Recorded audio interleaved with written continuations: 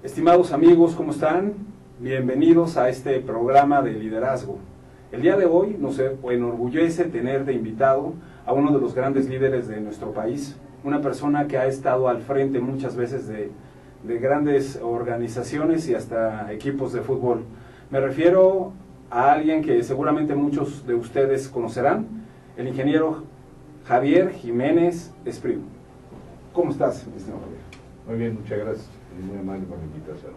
Gracias. ¿Qué es para ti el liderazgo? Bueno, es una condición de circunstancial que le permite a una persona coordinar los esfuerzos de un grupo para obtener un fin determinado y que requiere ciertas características para tener éxito en la consecución de estos fines, que esencialmente yo sintetizaría en 3 aspectos, bueno, 3 o 4. Honestidad, primer término, lealtad, lealtad para con el grupo, visión y sobre todo congruencia. Ok. Cuéntanos, Javier, ¿cómo fue tu niñez? ¿Qué aprendiste de tus padres? Bueno, yo tuve una niñez muy afortunada, una familia muy agradable. Yo soy hijo de un ingeniero militar, un hombre muy nacionalista que tenía como valor fundamental la honestidad y el patriotismo, valores fundamentales. Un hombre estricto, pero con una mano muy suave, mano firme, pero suave, y que nos guió con todo cuidado hacia objetivos de altos valores. Y una madre que, como se usaba en aquellas épocas, dedicaba fundamentalmente al hogar, una mujer culta, una mujer que le gustaba leer, que le gustaba la música, que le gustaba el arte, que le gustaba la pintura, la escultura, y que pues nos dieron un ambiente de disciplina, de honestidad, de definiciones claras y sobre todo de valores.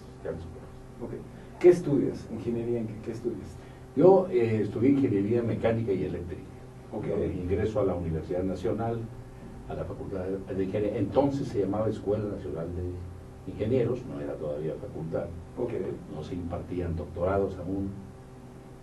Y soy de la generación que tiene el privilegio enorme de inaugurar las instalaciones de la ciudad universitaria. Eso sucede en 1954. Y bueno, nos encontramos un grupo de jóvenes, mi generación era de 800, entre los cuales había 2 mujeres, los demás éramos todos hombres, y nos encontramos con un privilegio formidable, teniendo unas instalaciones que hoy en día, 60 años después, son espléndidas, son modernas, son actuales, son bellísimas, a nuestra disposición para hacer deporte, para desarrollar nuestras capacidades intelectuales, en una universidad que es la más amplia difusora de la cultura en el país, o sea, vinculado con los mejores profesores, con la gente más capaz, con los intelectuales de primer nivel de la universidad, con instalaciones nuevas, fascinantes, en fin, una verdadera fortuna. De ahí, ¿cuál fue tu primer trabajo? Bueno, ahí después de terminar mi carrera fui a Europa, estuve en París, en el Conservatorio de Artes y Oficios del país haciendo un posgrado, y regresé a trabajar como ingeniero, pero rápidamente me cooptaron en la Facultad de Ingeniería y empecé a dar una clase. O sea, empecé como profesor, muy joven, a los 20 y tantos años, como profesor de la Facultad de Ingeniería, y me dediqué también a un negocio privado, donde empezamos con un socio mío a vender equipo de laboratorio electrónico, químico, y después por las circunstancias nos llevaron a ser los representantes en México de la aeronáutica francesa. Okay. Y vendimos en México los primeros helicópteros Alouette de origen francés. Okay. Y ahí nos enfocamos a esto, hasta que después me fui al sector público. Ok. ¿Te gustaron las ventas ahí cuando estabas con uno de los helicópteros? Sí, eran muy atractivas porque además era un producto muy especial. O sea, okay. Resultaba hasta con sex appeal. Es decir, bueno, vendo helicópteros. ¿Cómo? En aquella época no había helicópteros para todo como hay hoy. Y bueno, vender helicópteros era muy interesante. Y vincularse con la industria aeronáutica es muy atractivo. Es un ámbito muy bonito, en donde la precisión, la calidad, el justo a tiempo son cuestiones fundamentales, ¿no? Y eso van formando también la profesión. Ok, y después llegas al sector público. Sí. ¿A dónde ingresaste y cómo te fue ahí? Siempre me ha ido muy bien, afortunadamente. En 1970 ingreso al sector público, me invita el secretario de Obras Públicas, que es el ingeniero Luis Enrique Bracamontes, a hacerme cargo de lo que fue la Dirección General de Maquinaria y Transporte.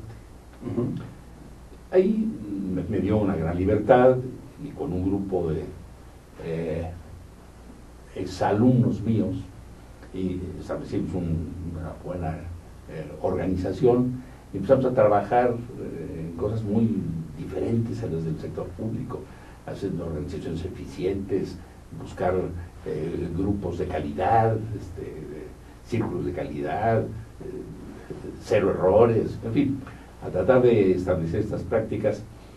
Pero 2 años después se da una circunstancia muy lamentable en la universidad, hay un conflicto universitario muy serio, el rector de la universidad tiene que renunciar y es designado un nuevo rector, que fue el doctor Guillermo Soberón, y me invita a trabajar con él. Entonces salgo del sector público e ingreso con el doctor Soberón como secretario general administrativo de la universidad, en donde estoy 5 años, haciéndome cargo de la parte administrativa de la universidad, donde tuve muchas oportunidades para muchas cosas.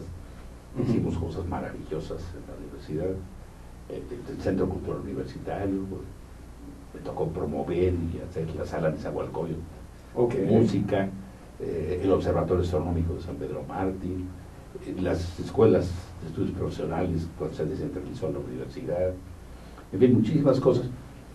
¿Qué sientes cuando pasas por la sala, por esta sala y la ves? Y no paso por ella, me meto. Pero estás disfrutando un concierto, pues, se siente mucho orgullo. No, pues la sala de Nezahualcóyotl es el más sólido desde el punto de vista estético de mis hijos. Los demás son más móviles, pero la sala es uno de mis hijos, es una de mis satisfacciones. Y yo creo que la sala de Nezahualcóyotl es la única cosa que he hecho en la vida en donde he tenido 0 críticas. No he oído a nadie que diga, no, pero fue una sala bellísima, que se hizo con recursos universitarios, con arquitectos, como jóvenes arquitectos universitarios, a los cuales les dimos la confianza, que hoy son arquitectos muy destacados, pero ahí está la sala de Nezahualcóyotl. Una increíble obra. Oye, ¿cómo distingue un líder cuando son críticas o cuando son ataques? ¿Cómo se distingue? ¿Cómo distingues eso? Bueno, es que yo creo que la crítica, independientemente que pueda ser muy dura, no es malintencionada. Y eso ¿Es constructivo? Sí, es constructiva. Cuando dicen crítica constructiva, es un pleonasmo. La crítica es constructiva. Cuando es un ataque, no. Y son cosas, es un poco como la ética. La ética es muy difícil de definir, pero la ética se siente. O sea, uno sabe qué está bien y qué está mal. Los conceptos fundamentales de la ética, ¿no? ¿Qué está bien y qué está mal? Eso no necesitamos definirlo. No necesitamos que nos digan aquí esto está bien, esto está mal, o aquí hay un conflicto de intereses y aquí. Eso se siente. ¿No? Y lo mismo pasa con la crítica. Que la crítica, cuando estén señalando un error, es constructiva. Ok. Bueno, regresemos otra vez a tu historia. Después de lo de la sala, ¿qué más siguió? No, la universidad fueron cosas maravillosas. En mi calidad de secretario administrativo, tuve contacto con toda la universidad y con todos los universitarios. Okay. Eso fue un enriquecimiento formidable, porque lo mismo eran los abogados que los médicos, que los ingenieros, que los filósofos, que los artistas. Y me hice de amistades formidables. Muchas gentes que antes de eso para mí eran libros, se convirtieron en amigos. Okay. Y entonces, cuando leo un libro de un amigo al que conozco, no leo el libro, escucho al amigo. Porque cuando leo uno el libro de alguien que conoce, que lo está escuchando. Okay. Y eso es un enriquecimiento formidable. Y además una apertura a la universalidad. Entonces, para mí, mi estancia en la universidad, estuve 5 años como secretario, y después tuve el enorme privilegio que me eligieron director de la Facultad de Ingeniería, donde estuve también 5 años. Okay. Y donde se me permitió pues, participar en la formación de los ingenieros, invitando a profesores de primerísimo nivel a la clase, y haciendo una labor que es muy, muy satisfactoria, porque si hay algo puede uno hacer que le dé a uno gusto, es colaborar a que otros crezcan y se enriquezcan. Y además uno se enriquece con ellos también. Entonces, en esos 10 años de la universidad, bueno, ahí también tuve lo que mencionabas hace un momento, cuando me presentaste, que yo ¿no? Pues tuve el privilegio de ser el encargado del equipo de fútbol de los Pumas. Después fui presidente del equipo, vicepresidente ejecutivo del club, y ya iba yo con ellos hasta los juegos, ¿no? Pero durante 25 años fui vicepresidente del club, universidad, que creamos. Bueno, hasta ese asunto, que sigue siendo un atractivo y que es uno de los orgullos de mis nietos, obviamente. Yo he hecho muchas cosas, pero lo más importante para ellos es que yo fui presidente del club. Entonces, esos 10 años en la universidad fueron para mí de una gran experiencia, formativos, enriquecedores, y pues, me permitieron vincularme tanto con gente de primerísimo nivel en México como internacionalmente. Y estando como director de la Facultad de Ingeniería, en un segundo periodo para el cual me habían electo en la Junta de Gobierno, fui invitado a hacerme cargo de la Subsecretaría de Comunicaciones, la Secretaría de Comunicaciones y Transportes. Y ahí, con una gran generosidad del secretario, que era el ingeniero Rodolfo Félix Valdés, que había sido subsecretario con el ingeniero Bracamontes cuando yo trabajé con ellos, y que había sido al mismo tiempo también secretario de la Facultad de Ingeniería cuando yo ingresé como alumno, pues conocí yo como eso. Me dijo, bueno, a su subsecretaría le vamos a poner apellido, que va a ser Subsecretaría de Comunicaciones y Desarrollo Tecnológico. Entonces me encargaron a mí el desarrollo tecnológico, que fue muy interesante porque me permitió organizar 2 institutos, el Instituto Mexicano de Comunicaciones y el Instituto Mexicano del Transporte. Este último sigue en Querétaro, pero lo organizamos desde fase conceptual, y el de comunicaciones, lamentablemente, después de un muy buen ejercicio en donde gente de primera, como fue por ejemplo el ingeniero Eugenio Méndez Ocurro, lo dirigió. Después hubo una edición presidencial en la época de Ernesto Zedillo y se canceló. El Instituto Mexicano de Comunicaciones, en la era de las comunicaciones. Así pasa a veces en México. Pero ahí tuve la oportunidad, como subsecretario, de hacerme cargo, encargado de coordinar el lanzamiento de los satélites Morelos, los primeros satélites mexicanos, el envío del astronauta mexicano, es un concurso para elegir, fue Sí. Merivela, pero bueno, llegaron 5 finalistas, y el concurso estuvo muy bien hecho. El concurso está tan bien hecho que otro de los finalistas es hoy el director de la Agencia Espacial Mexicana, y otro es director del Instituto Politécnico Nacional. Por ejemplo, entre los 5 finalistas están ellos y 2 grandes investigadores. Ok, pues yo creo que te voy a llevar a Imerich para que me ayudes a reclutar gente. ¿Qué sigue de esto? ¿De qué? Perdón. Después de que empiezas a completar a estos gentes. Bueno, ahí en la Secretaría y con motivo de los satélites, constituimos un grupo de personas, de jóvenes, los trajimos para el control del satélite, ¿verdad? Yo he tenido siempre una enorme confianza en los jóvenes.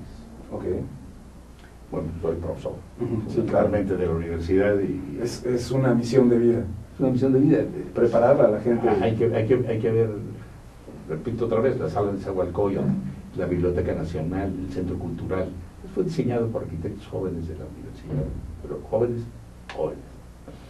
Y aquí, con los satélites, se integró un grupo de jóvenes para controlar el satélite, expertos en dinámica orbital, se fueron a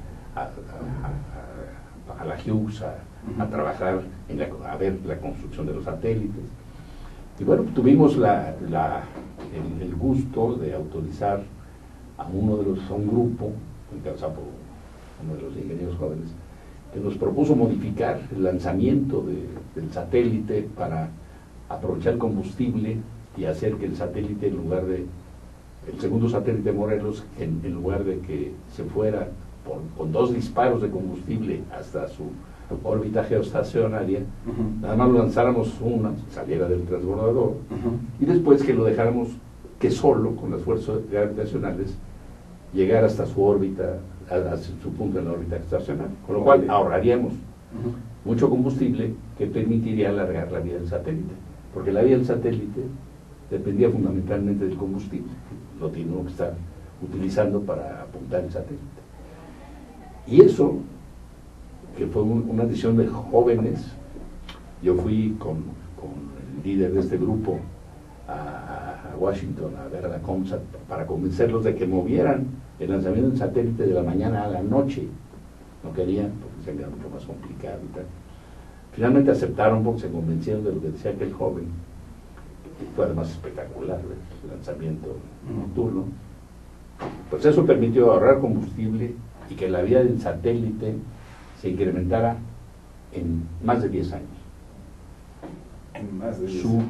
Sí, en lugar de 10 años, duró 20 satélites. Qué increíble. Y eso significó en ingresos para el Estado mexicano, que era el dueño de los satélites, más de 150 millones de dólares, que fueron el costo de todo el sistema de satélites con todo el lanzamiento. Wow, qué increíble. Por una decisión que se tomó con base en unos estudios de unos jóvenes recién egresados de la universidad, 2 o 3 años egresados, en los cuales creímos, ¿no? Entonces, es eso, una satisfacción verdaderamente enorme. De ahí salgo de la Secretaría. Bueno, tuvimos cosas terribles. En el 85 tuvimos el sismo, que causó estragos espantosos, sobre todo en las telecomunicaciones nacionales, y particularmente en las del Distrito Federal, que nos llevó incluso hasta pensar en cancelar el Mundial de Fútbol del año siguiente. Finalmente no se hizo por decisión del presidente, no se canceló, y fue la organización del Mundial, que es un juego de telecomunicaciones, no es de fútbol, sino de telecomunicaciones. Fue una locura, pero fue una empresa muy, muy atractiva, muy bonita, muy llena de altibajos, pero muy interesante. Y después, saliendo, tuve la oportunidad de trabajar en Petróleos Mexicanos. Fui el subdirector comercial, el último subdirector comercial, porque después se dispersó Petróleos Mexicanos en 4 subsidiarias, y ya cada uno tuvo su director comercial. Yo fui el último subdirector comercial de Petróleos Mexicanos. Y eso pues, me permitió, obviamente, pues, conocer el mundo del petróleo, vender el petróleo en todo el mundo. Nos tocó el momento de la guerra con Irak, que fue un momento muy delicado del país, un ascenso del precio del petróleo importante por esa guerra. En fin, fue también una experiencia muy interesante. Ahí estuve 3 años hasta que se hicieron estas subsidiarias. Y después tuve la oportunidad de dirigir Mexicana de Aviación, la compañía Mexicana de Aviación, que estaba en condiciones muy críticas desde el punto de vista económico.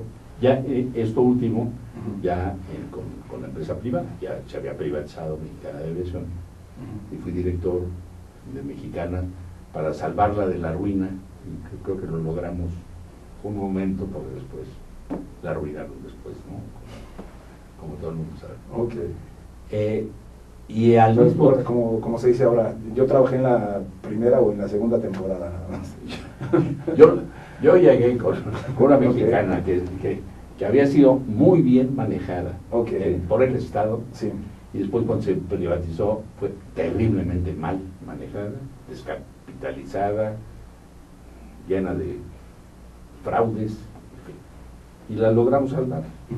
Esto para mí es una gran satisfacción, y sigo plenamente identificado con el grupo Mexicana de Aviación, que todavía hace sus paros y sus huelgas y demás porque se han cometido una gravísima injusticia.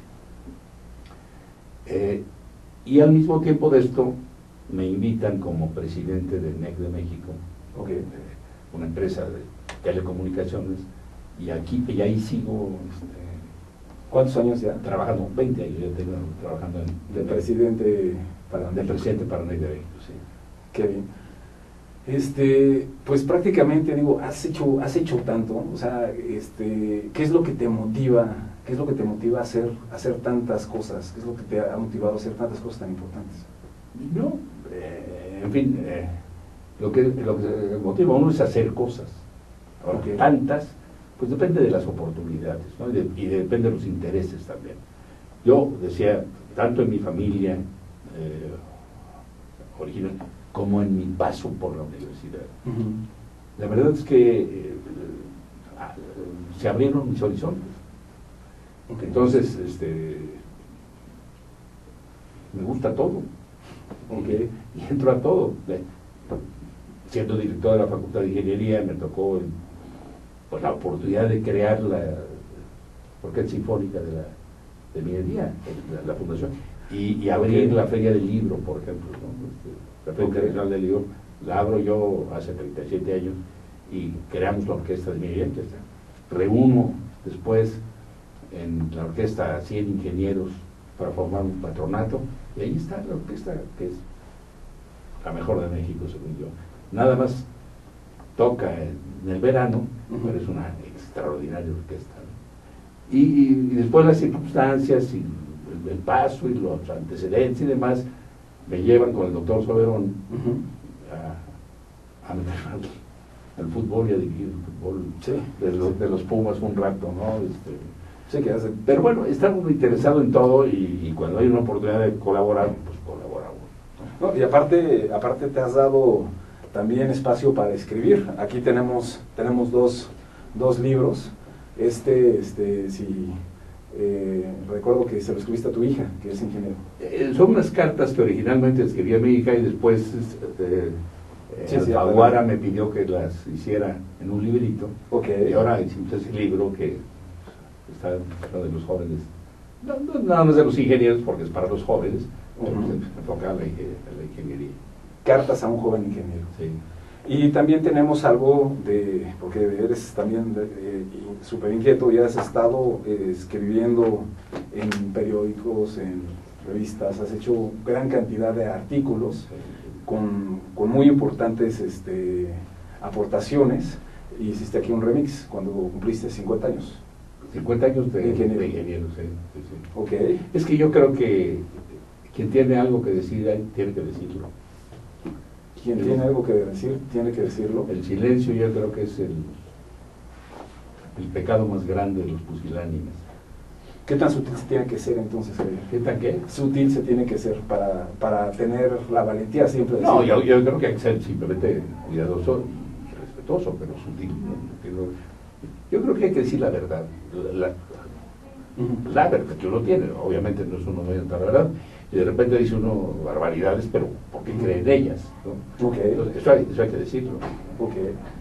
Y todo aquello, me hablabas hace un momento de la crítica, o sea, yo hoy, después de tantos años de todo, y de recibir muchas críticas, afortunadamente, que me sirvieron muchísimo, hoy hago crítica.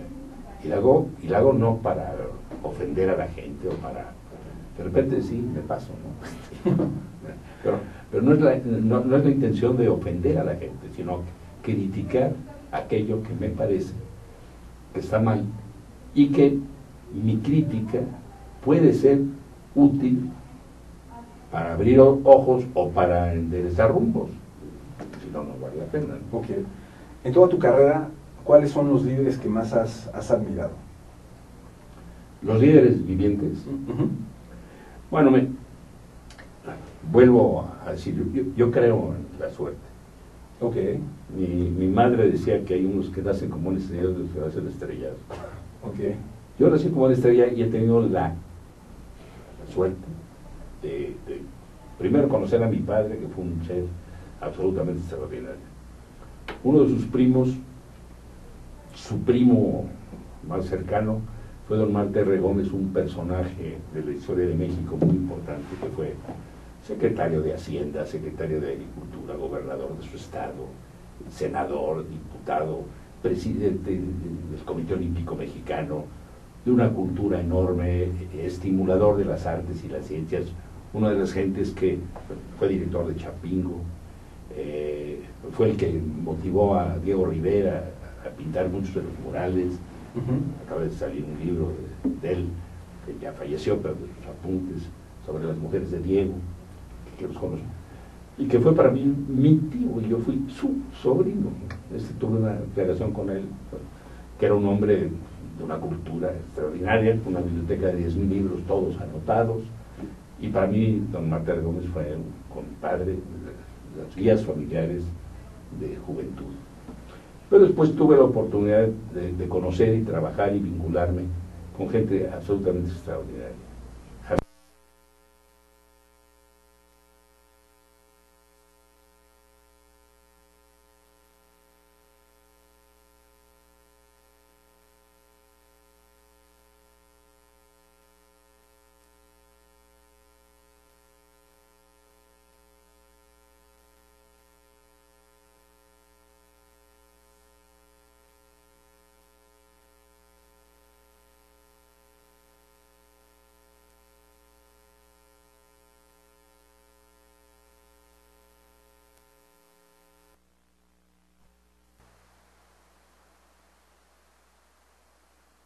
Platico con él con frecuencia, me sigue guiando. El ingeniero Luis Enrique Bracamontes, que fue secretario de Obras Públicas, y que además de esto en la sociedad de exalumnos, en otros ámbitos, yo colaboré con él, fue un líder extraordinario. El maestro Félix, que también fue un gran jefe mío, el doctor Soberón, que fue rector de la universidad 2 periodos, y que sin conocerme me invitó a trabajar con él. Me dijo que porque amigos comunes habían hablado bien de mí y que me dio toda la confianza. Y después, obviamente, al poco tiempo, su amistad, un hombre muy inteligente, una gran persona, un hombre muy hábil, también fue de una gran influencia. Son tal vez las gentes con las que yo he trabajado más cercanamente y que han sido para mí muy influyentes. Pero bueno, líderes se han influido en mí mucho, no nada más con los que trabajé directamente, sino he tenido la oportunidad de conocer yo creo que a todos los presidentes de la República, desde el Liceo Portesil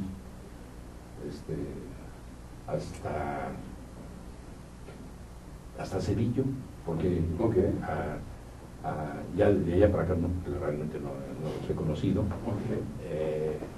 pero pues conocí a todos, unos mejores que otros, gentes con diferentes capacidades y diferentes estilos, pero he conocido a todos. He conocido pintores, poetas, escritores. ¿Pintores a quiénes has conocido? No, pues pintores, conocí a Diego Rivera, a Diego Rivera, conocí a Soria. ¿Qué impresión te da? ¿Qué tipo de persona era Diego Rivera? A mí me espantaba mucho, era un hombre terriblemente feo y terriblemente raro. Yo estuve con don Marte Regones y con mi padre, tal vez 3 días antes de que Diego muriera, lo vi en su cama mortuoria. Lo conocí en una hacienda que tenía en Morelos, donde criaba perritos squinkles, un hombre muy impresionante. Conocí a él, conocí al doctor Atl, conocí a Orozco Romero, conocí a Soriano, conozco a Federico Silva, conozco a Sebastián, conozco a muchísimos artistas plásticos, ¿no? Ok, ¿y de los escritores, cuál te ha impactado más de los que has conocido? El que yo he conocido, que más me ha impactado, y al cual le tuve un afecto enorme, una veneración, fue Juan Rulfo. Que además, Juan Rulfo me ayudó muchísimo en el establecimiento de la primera feria del libro, porque la primera feria del libro de ingeniería hicimos la primera feria y el primer encuentro internacional de escritores. Juan me apoyó. Juan era un hombre delicioso, muy tímido pero muy delicioso, y me apoyó. Y el hecho de que Juan Rulfo hubiese encabezado la lista de los escritores mexicanos, pues eso permitió que a todo aquel que yo invitaba, salvo 2 o 3 que después hasta el premio Nobel lo obtuvieron, que no aceptó, todos los demás aceptaron venir. Yo creo que es el escritor que más me ha impresionado. Ok. Y ¿a qué le tienes miedo? ¿A qué le tengo miedo? Es una buena pregunta. Digo, porque después de hacer tanto, o sea, te veo muy victorioso en todas. No, he tenido mis momentos difíciles, pero eso no los cuenta uno. No me lo cuentes, pero ¿cómo su momento más difícil? Un momento difícil que además me dio una enorme satisfacción es que después de que el rector Soberón terminó su gestión, yo fui uno de los candidatos a sucederlo en la universidad. Y los momios, si parten los momios, indicaban que yo era el sucesor natural.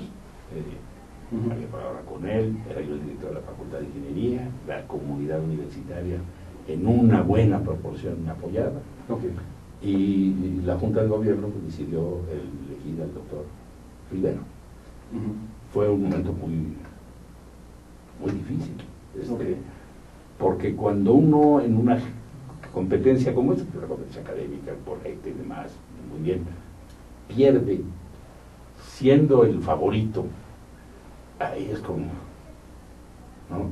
¿Cómo te levantas de un golpe así? Bueno, ¿te fuiste de vacaciones? No fui de vacaciones, seguí siendo el director de la Facultad de Ingeniería y yo era el director porque seguí trabajando todos los días. Y yo debo decir que, por ejemplo, años después de que murió mi padre,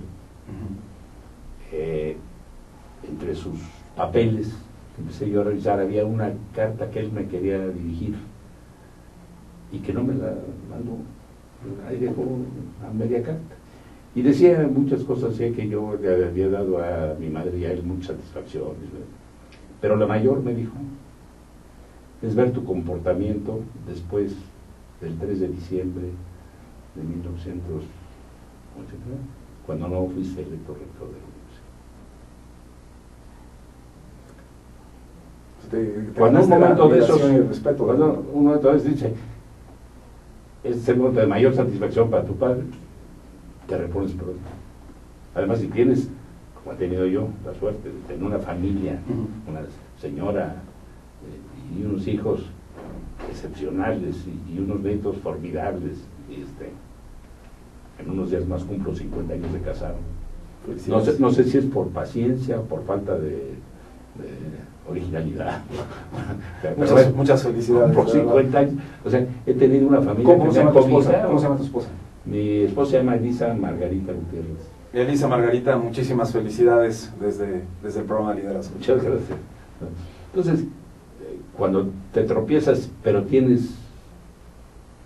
cuando tienes algún problema, pero cuando tienes un ambiente que te apoya, pues, bueno, son las cosas naturales de la vida, ¿no? De repente hay malos momentos, pero... Ok.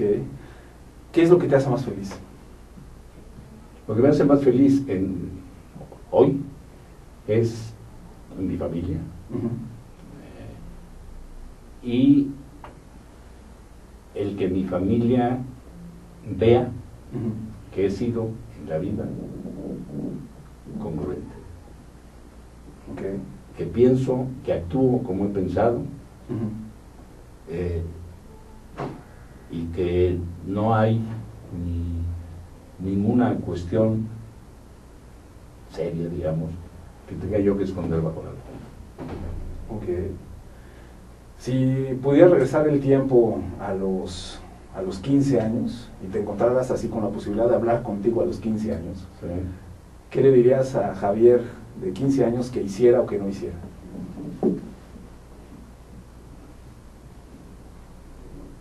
No, pues yo le diría a Javier lo que le he dicho a mis alumnos y lo que le he dicho a mis hijos. No te dejes influir por nada que no sea tu verdadera vocación y haz exactamente lo que se te dé la gana. Me recriminan algunos amigos, oye, pero ¿cómo tienes un hijo, tu único hijo, el mayor, y es abogado? ¿Cómo que no es ingeniero? ¿Por qué? Pues porque quería ser abogado. ¿Y por qué? Yo le di a él, como le di a mis hijas, sean lo que se les dé la gana, pero háganlo bien. O sea, vete por el lado que quieras, pero hazlo bien. Trata de ser en eso el mejor. ¿Hasta cuándo se tiene que perseverar? No, hasta el fondo, siempre. Yo creo que lo que dicen, no sé quién lo dijo, pero se lo han achacado a todos, ¿no? A Einstein y a Picasso y al el éxito está en 1% de imaginación, 1% y 99% puro trabajo. de trabajo. Inspiración 1% y sudoración 99%. Javier, cuando tienes un equipo de trabajo, ¿cómo los motivas para que, por un lado, corran y hagan las cosas bien? ¿Cómo motivas tú a la gente? ¿Cómo motivas siempre a tu equipo de trabajo? ¿Es lo mismo que cuando motivas a tu salón de clases? Sí. Bueno, cuando está uno trabajando y hay objetivos muy específicos que hay que cumplir, la motivación es la total confianza. Haz las cosas bien, lo que tú crees. Si te equivocas, pues hay oportunidad de corregirlo. Pero yo tengo la confianza de que tú lo vas a hacer bien. Y con una profunda lealtad. O sea, de pronto la gente piensa que la lealtad es la que tiene el subordinado con el jefe. Y no, la lealtad es una cuestión muy unívoca que debe ser del subordinado al jefe o al coordinador o al que sea, y viceversa. O sea, uno debe ser leal con sus jefes, obviamente, y debe ser leal con sus colaboradores. Y darles toda la confianza y que los errores que tengan sean elementos de enseñanza, de aprendizaje, porque se pueden corregir. Quitarles el miedo a equivocarse. ¿Cómo te ganas la confianza de un equipo? Aparte de con esa lealtad se oye padre, ¿cómo lo implementas? Bueno, en primer lugar, con un profundo respeto. O sea, tiene que haber un gran respeto a las gentes. Y repito lo que enseño, con congruencia. Es decir, demostrar, o sea, dar el ejemplo de las cosas elementales, de las cosas fundamentales. El ejemplo de la honestidad y de la seriedad. Y después, confianza. ¿Qué necesita el mexicano para ser ganador? ¿Qué necesita un mexicano que está ahorita bajándose del metro, en una taquería? Alguien que está ahorita, pues el mexicano promedio, el que hace la masa, el que vive en Iztapalapa, el que vive, así, si tuvieras que poner una frase o un eslogan o... Más oportunidades de educación. Más oportunidades de educación. Y ese mexicano se las tiene que buscar. No, es decir, el mexicano las tiene que buscar, pero la sociedad se las tiene que proveer. Okay. O sea, la educación no se puede nada más encontrar así, aunque hoy hay muchas formas de ser autodidacta, pero no, la educación que viene desde la familia, desde la crianza, ¿no? Es lo que necesita para ser triunfador. Un joven, un niño que no fue adecuadamente criado, va a ser muy difícil ser triunfador. Si no está bien criado en el seno de su familia y bien educado. O sea, la cultura, la enseñanza, la educación, pues es el arma fundamental para el éxito. El arma. ¿Cuáles son sus principales fortalezas, hablando de esas armas? Mis principales fortalezas. Fortalezas así que dices, oye, o sea, soy muy diestro hablando, soy muy diestro organizando, soy muy diestro creando. ¿Cuáles han sido tus principales armas para tener en tantos años tantos éxitos? Y yo creo que fortalezas, para no quitar fortalezas, ¿no? Sí, sería la palabra más correcta. Yo creo que lo que dije, ¿no? La lealtad, la sinceridad, y la decisión de ir adelante. Oye, si hubiera una película de tu vida y tuvieran que ponerle... Debe haber sido aburridísimo. Sí, no lo creo. Pero si hubiera una película de tu vida y tuvieran que ponerle una canción para toda, Caray. ¿Cuál escogerías? Así que dijeras, ¿sabes qué? Ponle esta, ponle a los Beatles, ponle a Sinatra, ¿a qué canción pondrías? No, pues no, a ninguna. Yo soy un profundo amante de la música clásica. Okay. Yo no me voy por las canciones. Yo le pondría música de fondo y sería música clásica. Ok. ¿Alguien en especial? No, yo creo que sí. Yo creo que Beethoven. Ok. Yo creo que Beethoven. Aunque parezca un lugar común, para mí no es un lugar común. Beethoven es el gran genio, bueno, con Mozart y con Bach. Para mí Beethoven es el gran genio, yo diría Beethoven. Y si quieres, ¿cuál? Pues ponle el concierto de violín. Lo dejamos de fondo y yo me la paso muy bien la vida. Ok. Bueno. Un día me preguntaron, si fueras náufrago y te hubieras escrito en esta, ¿qué libro te llevabas y qué disco te llevabas? Nada más puedes llevarte uno. Yo me llevaría un disco que sería el concierto de violín de Beethoven. Y un libro que sería Las memorias de Adriano, de Margarita y Urcenar.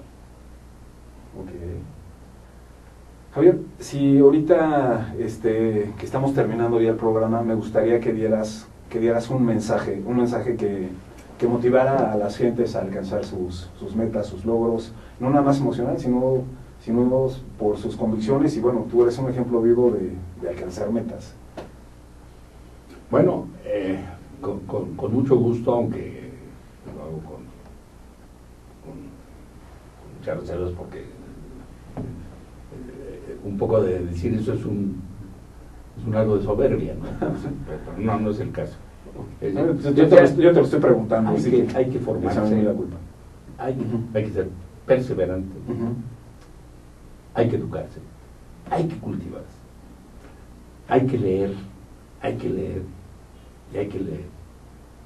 Y hay que tratar de aprender de todos y de todo, de los éxitos y de los fracasos.